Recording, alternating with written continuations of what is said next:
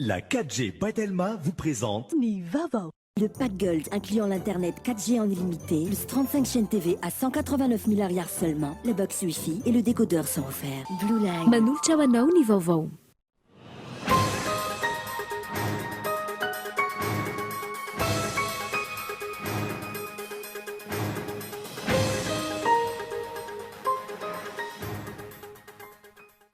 Nijery fotony mizotra ny asa teny soa mandrakizay Angroibe.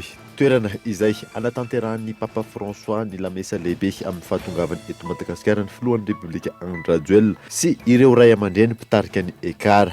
Tamin'izany no mafisina fahovitaina mialohan'ny 20 ny volana Aogositra izao ny fanamboarana. Ny farana androany fivoriana manokan'ireo solombavamboaka teny Tsimbazaza nitsangana nandritra io fivoriana io ny birao sy ny voamera maharitra.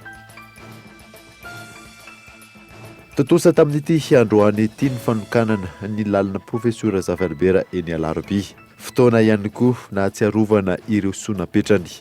Olona manakaja ambony, sivily sy miaramila ny tonga nanome voninahitra ny fotoana. Hotsiriana manokana ny fiara ahitana plakatra sy osika manomboka izao. Iafara amin'ny fanagiazana ny fiara ny fepetra raisina ho ny foibe fitsarana fiarakodia. Tanjona ny amingorana ny fivezivezen'ny ireo fiara alatra sy tsy manara-dalàna eto Madagasikara. Maresaka iraisam-pirenena any Frantsa natolotry ny filan-kevitry ny minisitra ny volavolan-dalàna momba ny biotika na ny fahafahan'ny vehivavy manao procréation médicalement assistée. Ireo vehivavy fitokantena na ihany koa ireo vehivavy samy vehivavy miaraka no iantefana izany lalàna izany. Ny adity ireo avy hatrany.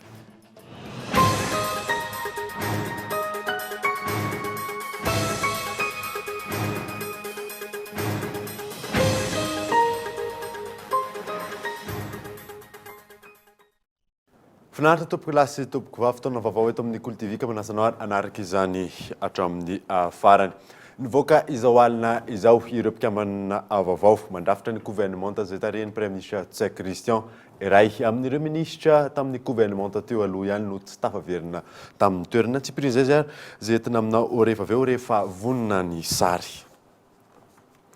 Fa toizantsika aloha ny vaovao dia nijery fotony ny fizotra ny asa eny soa mandrakizay Angroibe toerana izay anatanterahany Papa François ny lamesa lehibe amin'ny fahatongavany eto Madagasikara ny filohan'ny Repoblika Andry Rajoelina sy ireo ray aman-dreny mpitarika ny ekara. Tamin'izany no namafisana fahovitaina mialohan'ny 20 ny volana Aogositra izao ny fanamboarana Henri Floreo.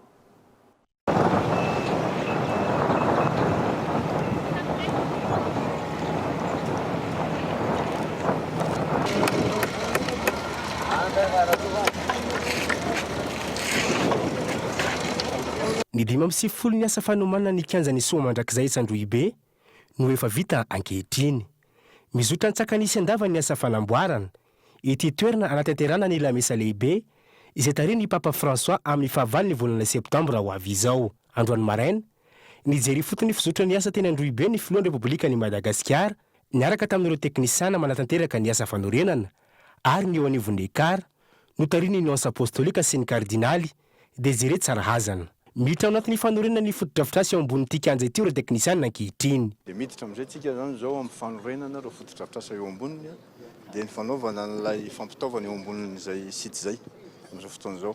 Ny asa rehetra zany dia izany ho vita ao alohan'ny 20 ny volana Août anatin'izay. Izany hoe vita daholo ny toerana andraisana ipetrahan'ny fidèle, compacté le terrain mba tsy hisiany vovoka, vita le lalana idiran'ny Papa ary sy ny lalana ivoany. Ny vita koa ny lalana izay ahafahan'ny miarahaba ny mpivavaka ao anatin'izay.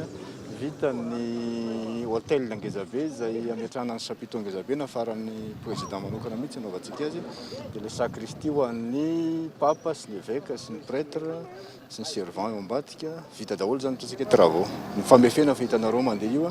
Ny lalana miditra sy mivoaka tokoa dia efa vita ao anatin'izay. Misy lalana efatra le miditra Ngezanira avy any Tsarasoatra zany tena fidirany rehetrarehetra. Dia makao amin'ilay parking 31 hectares Angezabe fa misy fandamina mikasika an'izay. Dia ny lalany VIP avy ato amin'ny Enam tsy ho ampiasain'ny olona rehefa mivoaka indray fa mifidirana aloha ngamba iny zao tsy maintsy ho idina aloha dia ny lalana ho an'ny olona avy aty avaratra zany aty atsofina Sabotsynamena sy lafy aty miditra avy ato amin'ity partie gauche ity ho vita koa zay dia ny lalana idiran'ny papa avy ato Mahatony Ivandry reo zany lalana miditra sy mivoaka ato anatin'izay. Ny fahina hatramin'ny fahavaliny volana septambra izao ny fitsidian'ny Papa Raimasina ny Madagasikara. Ny fahina ny volana septambra tolakandro no higadona eny amin'ny seranam-piaramanidina Ivato ny Papa François. Efa tombompona avokoa ny fandaminana eo anivon'ny mpino katolika manerana nosy atrika izany. Mpino katolika manodidina ny Reyes no andrasa mandritra ny lamesa lehibe tariny ny Papa François ny fahavaliny volana septambra izao. Na eo aza ny fanoratana anarany eo anivon'ny ekara no amafisin'ny tompona andraikitra fa misokatra ho an'ny rehetra ny lamesa lehibe tarin'ny Papa ny andro ny fahavaliny ny volana septambra io. Zany hoe invite sur invitation zany izy io dia manafatra ny Papa mba hamangy dia io izy mamaly na tsy mamaly ka ohatran'ny Madagasikara dia ny conférence misy tonga ny antso azy ary koa ny gouvernement misokatra ny rehetra tena misokatra tsy manavakavaka na dia tsy katolika aza ary zany mitsy fadary Papa ary izy mandeha mamangy ny firenena le tsy katolika reny mahafaly azy mitsy miona amin'ilay tsy mitovy finoana fa vonina hiaraka asa vonina hifankaty. Amin'ny fahadiminy volana aogositra izao no ambara amin'ny fomba ofisialy ireo fandaharam-potoanan'ny Papa François amin'ny fitsidiany ny Madagasikara ity. Ankoatran'ny Madagasikara hitsidika ny Mozambika sy Maurice ihany koa ny Papa Raimasina. Fa tafiditra aminatiny nosy telo voalohany nahazo medaly volamena betsaka indrindra atreto i Madagasikara. Nankahery sy ny rarisoa ireo mpilalao malagasy rehetra any an-toerana ny filohan'ny Repoblika ny Madagasikara Fanidiny Marjon. Teo amin'ny taranja atletisme medaly volamena roso volafotsy 4 no azon'i Madagasikara. Mampitsaotro ny nandrombaka ny medaly volamena teo amin'ny hazakazaka 2 alina metatra izay vita ny tao anatiny 30 minitra sy 7:20 segondra. Sy 8:20 apazatony. Ajanry Nandriamparana Larana Varoa nandrombaka ny medaly volafotsy 1:30 minitra, 8 segondra sy 8:20 apazatony. Norombahan'i Madagasikara ihany koa ny medaly volamena teo amin'ny 100 metatra tamin'ny alalan'ny nomenjanahary Claudine 2:20 segondra sy 2 apazatony. Medaly volafotsy azon'ny Embony Elodie 2:20 segondra sy 2:20 apazatony. Vokatra tsy nampozana kosa teo amin'ny 10 metatra misy fefy izay nandrombahany Mananjara Ibrahim amin'ny medaly volafotsy, ny ampy medaly alimy 2, larana fatelo vonjimaiky i Madagasikara. Tsara fanombohana ihany koa ny taranja judo izay nandrombaka medaly volamena 2 omaly tamin'ny alalan'ny Nazir Abin Abdou sy Rasoanaiv Lora. Medaly volafotsy koa sy Ratsiavy Alexandrine sy Rambelson Lita. Tony tamin'ny andro voalohany dia ndraradraraka indray ny medaly volamena nandritra ny andro faharoa. Medaly volamena 3 norombahany Andriany Tsitoaina Tojo. Medaly volamena 3 ihany koa ho an'ny Tina Randriany Zatovo. Nankahery sy ny rarisoa ny mpilalao malagasy rehetra ny antoerana ny filohan'ny Repoblika ny Madagasikara. Za moa dia tonga eto sady ankahery anareo no nitsondroana anareo satria tsy mora zany hoe fiarovana ny voninahim-pirenena zany. Fa zao no teneniko aminareo. Tsika teneniko aminareo tsy maintsy lohantsika. Tsy maintsy mandresika amin'ny lafiny rehetrarehetra. Marina fa tara be tsika misy fatarana. Fa ovaitsika ny tantara manomboka zao.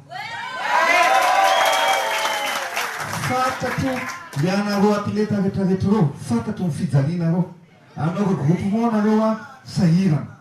Andehanao compétition ivelany nareo sahirana. Tsisy forêt, tsisy hôtel, tsisy sakafo. 6 billets d'avion, marina sa tsy marina. Manao regroupement nareo mampalahelo kely ny hôtely ipetrahanareo. Ny sakafo hoaninareo zara raha manjary, marina sa tsy marina. Dia zao tenenitsika hoe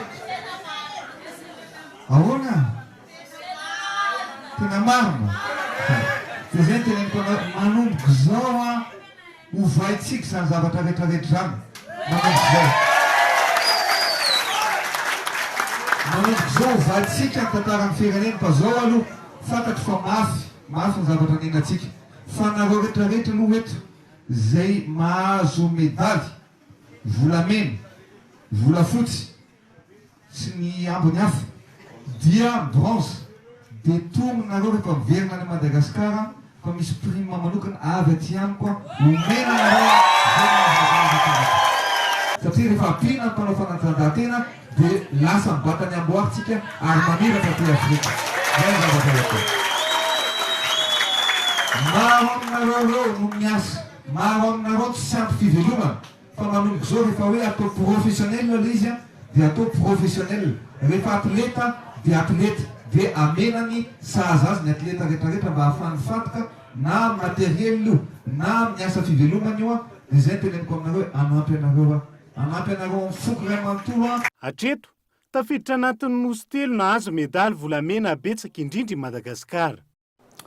Fa isan'ny vokatra tsara azon'ny Madagasikara tamin'ity androany ity dia nivokatra teo amin'ny Maquis de Madagascar rugby 7 any amin'ny lalaon'ny nosy nandresy tamin'ny isa 3-30 ny Maurice itsika androany. Avy eo itsika mbola nandresy ny La Réunion tamin'ny isa 2-15 ary mbola nanamotsana ny Mayotte tamin'ny isa 7 arak'izany dia tafakatra amin'ny lalao manasa-dalana ny Maquis de Madagascar.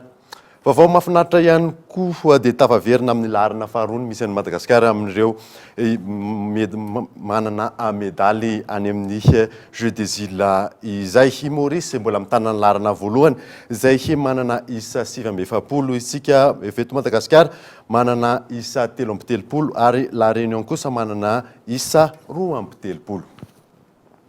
Fa iverenantsika ny zavatra efa nilazaina teny am-piandohana dia nivoaka izao alina izao ireo mpikambana vaovao mandrafitra ny gouvernement izay tarihan'ny Premier ministre Tsay Christian. Ray amin'ireo ministra tamin'ny gouvernement teo aloha ihany no tsy tafaverina amin'ny toerany verina amin'ny maha-ministra azy ireo solombavambahoaka miisa 2 fanadina. Volonté dia ny faly izahay atao amin'ny fitetianan'ny republika miaraka daropanao gazety namaly ny antsoronay amin'izao takarivo izao.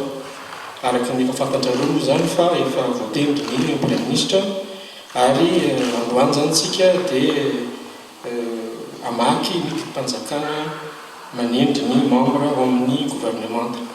Fa mino an'izany dia misy fanambarana mikasika ny gouvernement vaovao izay ijoro androany.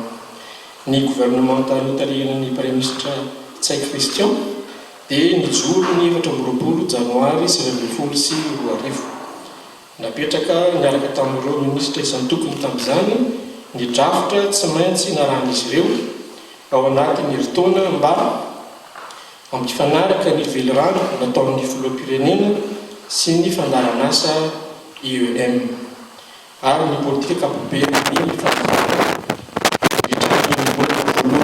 ny gouvernement teo aloha dia narafitra ifanaraka tanteraka ireo telotonta ireo ary indrindra ihany koa nasiana fantsiana telobola mpanjakana 2012 mba anatanterahana ny fanomboana ny fanatanterahana ny fandaharan'asa fa indrindra ny velirano ny fanaovan'ny filoham-pirenena tamin'ny vahoaka malagasy.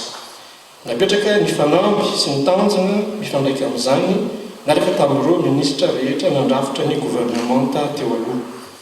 Vita izay ny enim-bolana voalohany natao nandritran'ny 3 andro ny dinika sy ny fandrefesana ny zava-bitan'izy ireo ary ny fandaharan'asa entin'ireo mpikambana amin'ny gouvernement arak'izay voarafitra ny tetikasa nandrimatoa filoham-pirenena. Mbola isy ny enim-bolana faharoa entina nijery ny fahavitan'izy ireo na tsy ny andraikitra napetraka tamin'izy ireo avy araka efa ny fanarana hatrany am-boalohany. Ko arak'izany dia mirafitra toy izao ny gouvernement vaovao tarihan'Andriamatoa Premier ministre Christian Tsay. Fianakaviana ny Republika. Didy mpanjakana laharana fa 7-12 tsipika 4-10 anendrena ny mpikambana ao amin'ny gouvernement. Ny filohan'ny Republika araka ny lalam-panorenana araka ny didim-panjakana laharana fa 7-12 tsipika 4-7 tamin'ny 7 Jolay 7-12 anendrena ny Premier ministre lehibe ny gouvernement. Araka ny tolo-kevitry ny Premier ministre lehibe ny gouvernement dia mamoaka izao didy mpanjakana izao. Andiny voalohany tendrena ho mpikamba ao amin'ny gouvernemanta ho ministry ny fiarovam-pirenena général de division Rakotonorina Léon Jean Richard, ministry ny raharaham-bahiny Andriamatoa Naina Andeha-Tsitohaina, mpitahiry ny Kasipanjakana, ministry ny fitsarana Andriamatoa Jacques Randrianasoa, ministry ny toekarena sy ny vola Andriamatoa Richard Randriamandrato, ministry ny atitany sy ny fitsinjaram-pahefana Andriamatoa Tinarivelo Razafy Mahefa, ministry ny finaminam-bahoaka contrôleur général de police Rafanomezantsoa Roger, ministry ny fanajaliana ny tany, ny toeram-ponenana sy ny asa vaventy Andriamatoa Ajo Andrianaina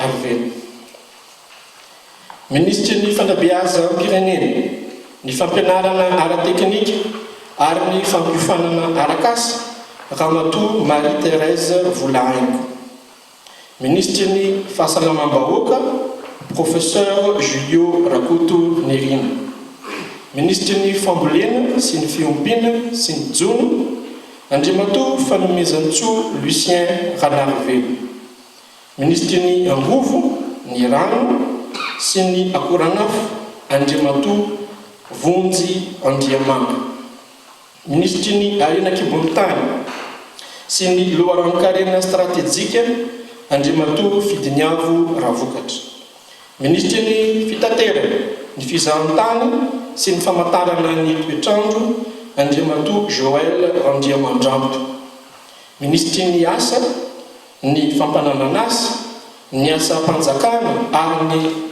lana sosialy Ramatoa Zigel Ranamby, ministry ny fampianarana ambony, ny fikarohana ara-tsiansa sy ny fanavaozana Ramatoa Blanche Nerina Richard, ministry ny industrie, ny varotra sy ny asa tanana Ramatoa Lanso Rakoto Malala, ministry ny tontolo iainana sy ny fampandrosoana maharitra Andriamatoa Alexandre Georget, ministry ny poste sy ny fifandraisan-davitra, ny fampiroboroboana ny atao arakajy mirindra Andriamatoa Christian Ramarla, ministry ny mponina sy ny fahina ara-tsosialy ary ny fampivoarana ny vehivavy Ramatoa Lucien Irma Naharmamy, ministry ny tanora sy ny fanatanjahantena Andriamatoa Tinoka Roberto Michael Raharoarlala, ministry ny serasera sy ny kolotsaina Ramatoa Lalatina Andriatongarivo Rakoto Razafy, sekretera mpanjakana eo anivon'ny ministera ny fiarovam-pirenena miadidy ny zandarimariam-pirenena général de division Ravalomanana Richard, andiny faharoa foanana ary de foana ireo fepetra rehetra teo aloha mifanohitra amin'izay voalaza amin'izao didy mpanjakana izao, andiny fahatelo noho ny amehany ary arak'izay voalaza ny andiny faefatra sy fahenina andalana faharoa ao amin'ny tsy volana larina faharoa ambinipolo tsipika ohatra raika amby efapolo tamin'ny 7 septambra taona 2016 mikasika ny fipetrany kapobeany momba ny lalàna ifampitondrana eto an-toerana sy ny lalàna iresa-pirenena ifampitondrana isam-batan'olona dia manakeravetrany izao didy mpanjakana izao raha vanta mba mpahafantarina amin'ny alala fampelezam-peo na fahita lavitra ankoatra ny famoahana azy amin'ny gazetiny mpanjakan'ny Republika natao teto Antananarivo ny 4 Jolay taona 2012 sy 2000 manao somi ny filohan'ny Republika Andriamatoa Andry Rajoelina, ny Prime Ministre lehibe ny gouvernemanta Andriamatoa Christian Tsay. Zay ny amin'iny fanfarana androany fivoriana manokana ireo solombavamboaka teny Tsimbazaza nitsangana nandritra io fivoriana io ny birao sy ny voamiera maharitra mampiona Rakoto Arsan. Tafajoro avokoa ankehitriny ireo birao sy vaomera maharitra eny anivony antenimieram-pirenena tao anatiny andro maromaro voafeny lalàna na nataterahana ireo solombavambahoaka ny fivoriana manokana voalohany. Dingana lehibe sahady ho an'ity androm-panjakana ity izany, hoy ny filohan'ny antenimieram-pirenena Razanamahasoa Kristina. Masany laza ry aby fa tanteraka tsaka ny sendavany daholo ny fandaharam-potoana teto mizotra tamin'ny mpirahala iny ireo fanakaloza-kevitra nisy teto amintsika solombavambahoaka. Arak'izany ary dia vita somatsara ny fifidianana ny birao maharitra sy ny fananganana ireo vaomiera maharitra teto anivon'ity antenimieram-pirenena ity. Omaly Ratsiahivona no nijoro ireo vaomera maharitra misy 130 miaraka amin'ny mpitondra teny iray. Saika hita tao avokoa ireo antoko na vondrona politika misy eny anivony antenimieram-pirenena. Misy 420 ireo tompon'andraikitry ny vaomera lany avy amin'ny IRD, 3 avy amin'ny antoko TIM ary 3 ihany koa avy amin'ny vondrona politika GPR. Androany no nifarana tamin'ny fomba ofisialy ny fivoriana manokana voalohany nataon'ireo solombavambahoaka. Azo eritreretina ihany koa ny sian'ny fivoriana tsy ara-potoana aorian'ny fitsanganana ireo mpikambana vaovao eny anivon'ny gouvernemanta raha ny fanazavana azo hatrany. Toka eto amin'ny fotoanany dokavarotra isika aoriana izay ny adantsika mahakasika an'ireo fanamboaran-dalana izay ataon'ny fitondram-panjakana eto Antananarivo. Eo ihany koa ny fitokanana tamin'ity androany ity lalana professeur Zafy Albert. Rehefa avy eo ary.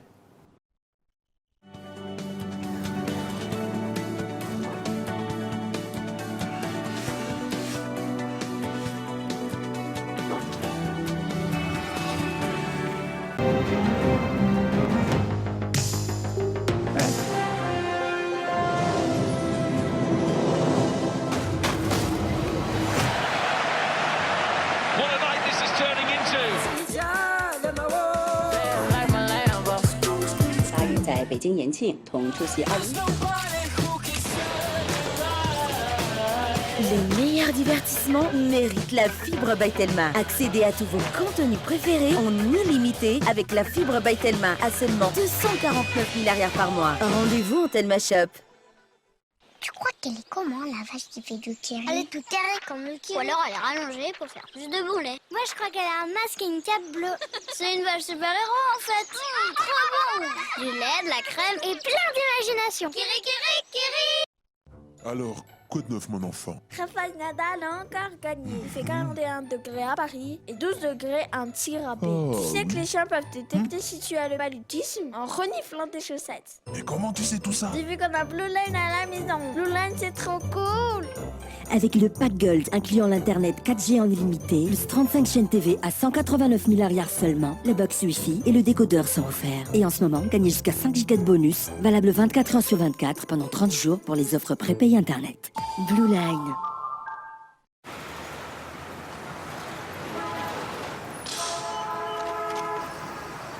Découvrez le délicieux goût de coco, léger, frais, qui vous fait voyager.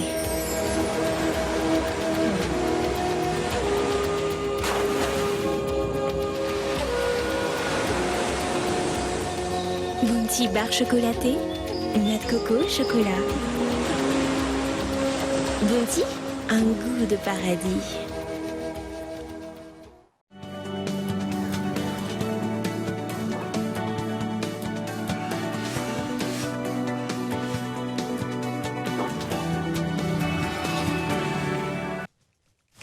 Booster X Cola, le nouveau cocktail intense.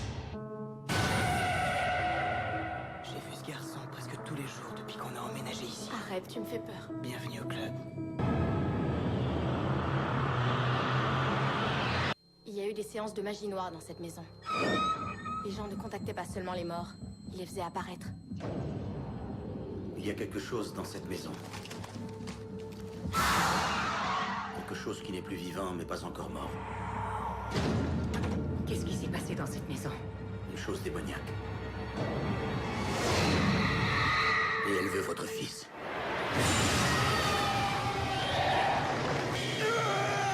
Quelle horreur, mais qu'est-ce que tu t'es fait? Vous devez tout de suite sortir.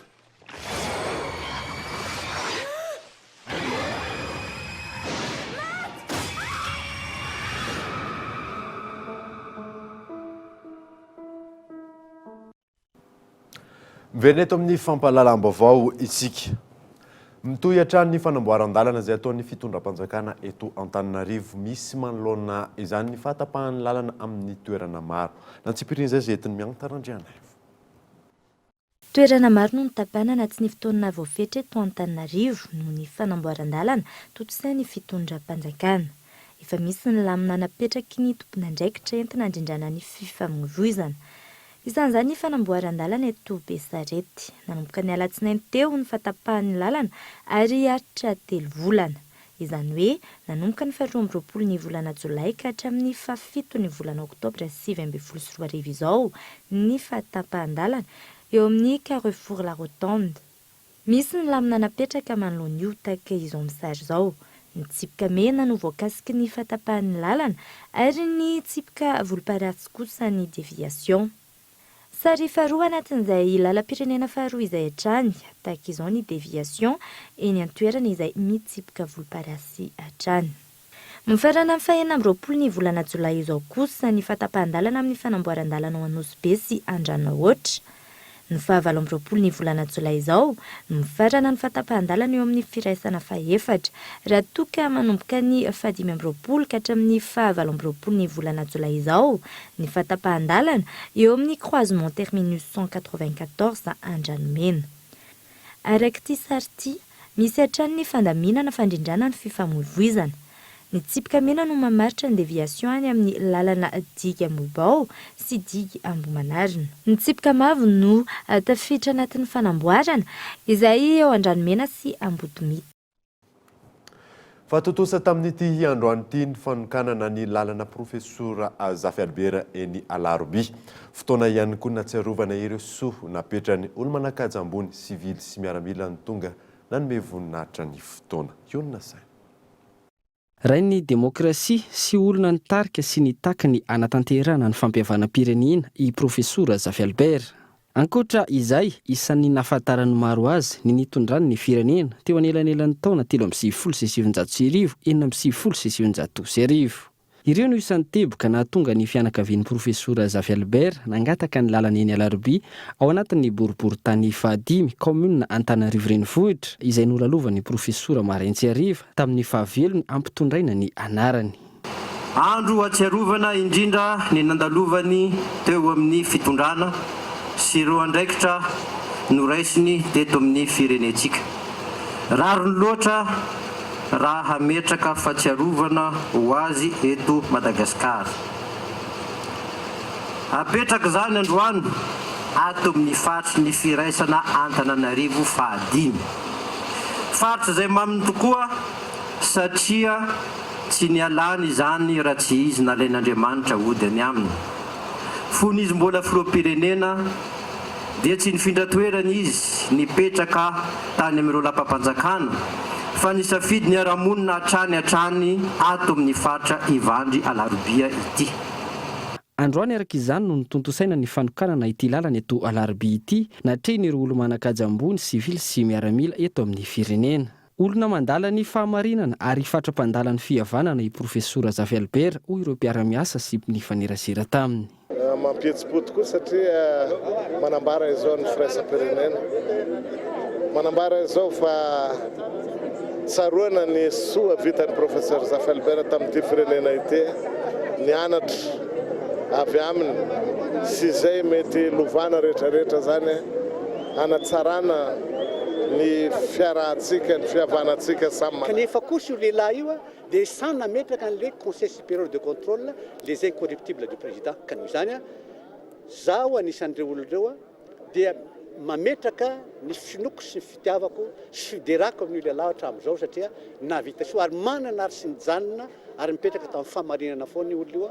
Izany raha mametraka androany hoe Tsangambato lalana anankiray atao amin'ny anarany dia izay mendrika dia mendrika lavitra an'izany mihitsy profeseur Zafy Albert satria betsaka ary tsara ny vitany tamin'ny firenena. Ankoatra ity lanonam-panokanana ny lalana profesora Zafy Albert eto Alarobia Ivandry ity, izy ihany koa ny fanokanana Tsangambato lehibe eny Antaninarenina iarahana amin'ny fitondram-panjakana ho fahatsiarovana ny tirain'ny demokrasia sy olon'ny fampihavanana ity. Sali Malagasy,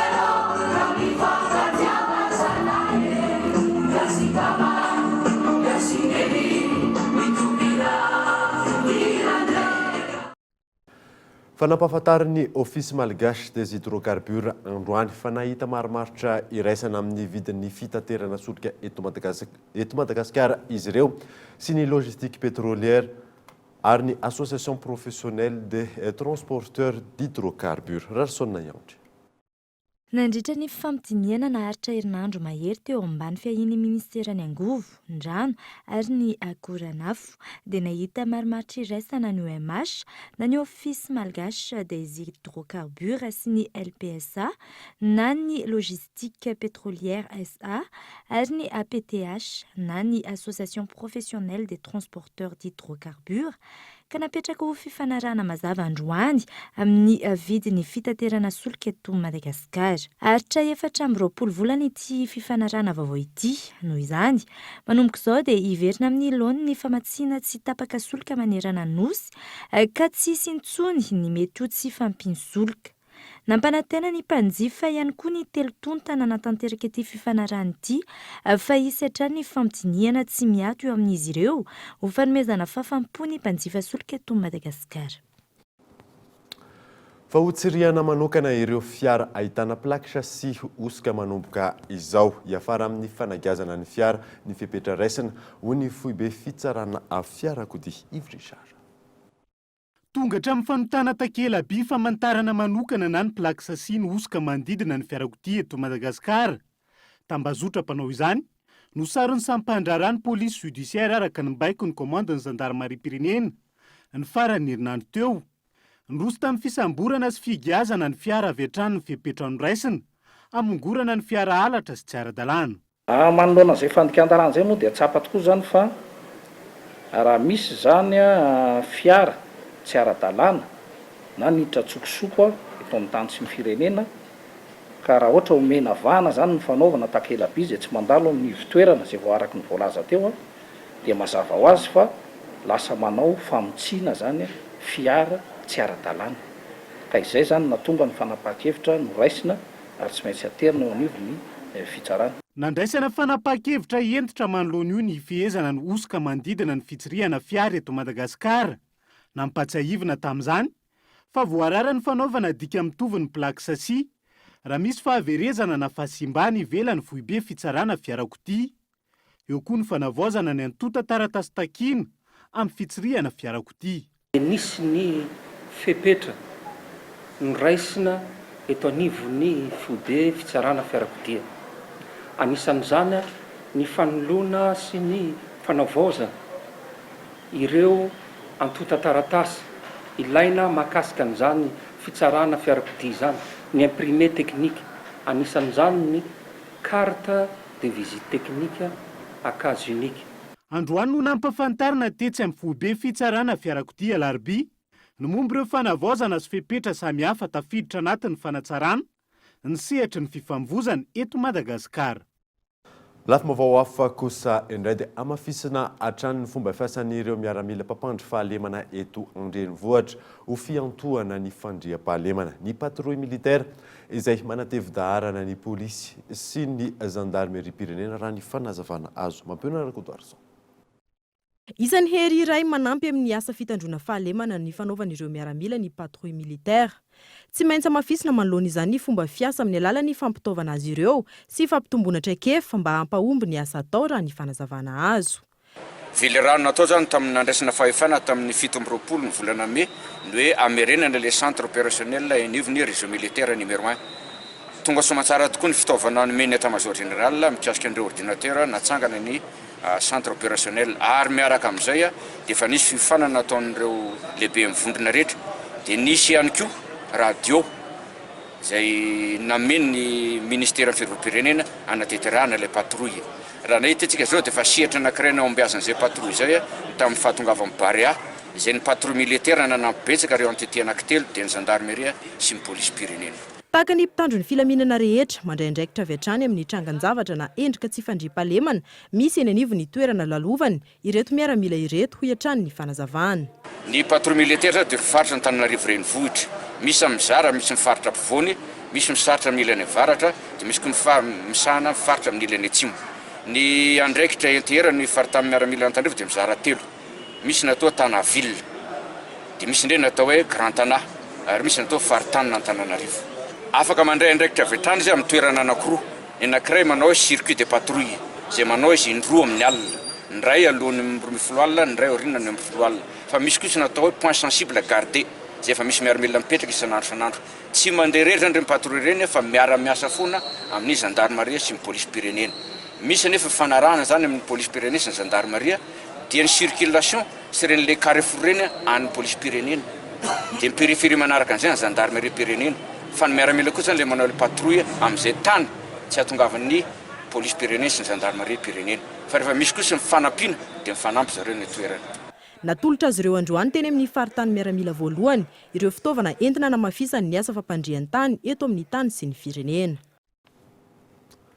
Fa kandida 5 amin'ireo 4 nanatitra ny antota taratasy firotsahako vidian'ny filohan'ny Fédération Malagasy ny taranja baolina kitra no nahafen'ny fepetra araka ny nambaran'ny filohan'ny comité de normalisation. Yonina Saina.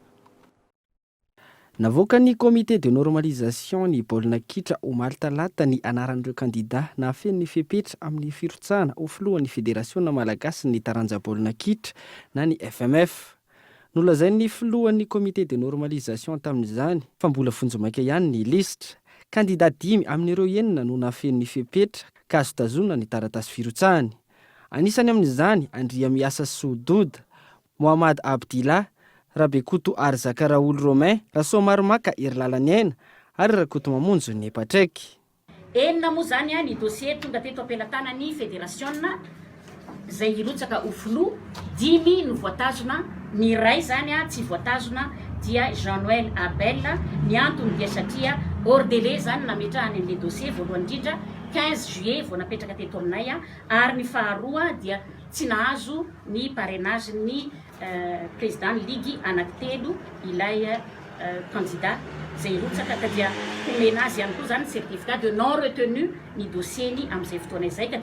Ankoatra izay 30 amin'ireo kandida 7 mifanina eo anivon'ny komite mpanatanteraka ihany koa no nahazo ny fankatoavana avy amin'ny comité de normalisation. Ny 10 amin'ireo 30 ireo ihany no fidiny ireo ligue-paritra misy 20. Raha ny fanazavana manana 3 andro manomboka omaly 13 jolay ka hatramin'ny 14 jolay izao amin'ny 10:00 ireo kandida rehetra voatazona na tsy ampiakatra ny rara. 5 andro kosa no andiniany ireo komisiona misahana ny fitarainana. Ivoaka ny alakamisy 2 aogositra ho avy izao araka izany ny listra ofisialy ary iray andro aorianan'io ny ansapaka amin'ny fipetrahany ny anarana ao anatin'ny bilta tokana sy ny fandaharana ireo kandida amin'ny fampelezan-kevitra ao amin'ny fahitalavim-pirenena sy ny onjam-pirenena. Ny sabotsy 14 aogositra no anaovana ny fifidianana any Ifaty Toliara. Maresaka iraisam-pirenena dia any Frantsa natolotry ny filan-kevitra minisitra ny volavolan-dalàna momba ny bioéthique na ny fahafahan'ny vehivavy manao procréation médicalement assistée. Ireo vehivavy tokatena na ihany koa vehivavy samy vehivavy miaraka no iantafeny izay lalàna izay fanadidina.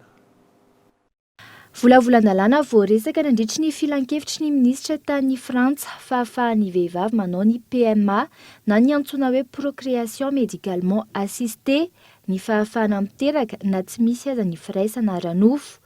Ireo vehivavy tokatena na ihany koa vehivavy samy vehivavy miaraka no iantefany izay lalàna izay. Hatramin'izay, ny PMA dia natokana ho an'ireo mpivady lasy vavy, mpivady nandritry ny roa taona farafahakeliny. Raha ity volavolan-dalàna ity dia horaisina an-tanana ihany koa ny fahasalaman'ilay vehivavy hatramin'ny 17 taonany. Raha nantontanisa vehivavy frantsay 2 hatramin'ny 4 isan-taona no manatanteraka ny fahafahana miteraka na tsy misy aza ny firaisana ara-nofo any amin'ireo firenen-kafa isan'izany Espagne, Belgique, Danemark ary Pays-Bas. Vokatr'izay ihany koa dia isy ny fiforonana fandraisana an-tanana vaovao any Frantsa, isy ihany koa ny fanambarana hitambarana entina mandray an-tanana ilay zaza. Isan'ireo voaresaka ao anatin'ity volavolan-dalàna ity ihany koa ny fahazon-dalàna anavaingana ireo ovocytes na ny congélation des ovocytes, ny fiatoany tsy filazana ny mpanome ranonaina. Andrasana araka izany ny toiny izay. Dia izay namarina vaovao tamin'ity alina ity ankasitrany ianao nanaraka izany. Soava tsara Daolo tompoko.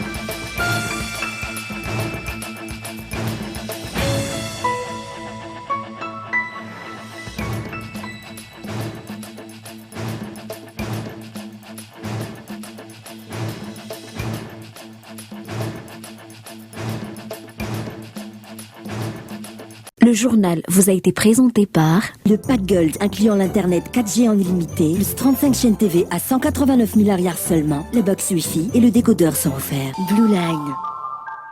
La 4G by Telma vous a présenté Ni Vavo.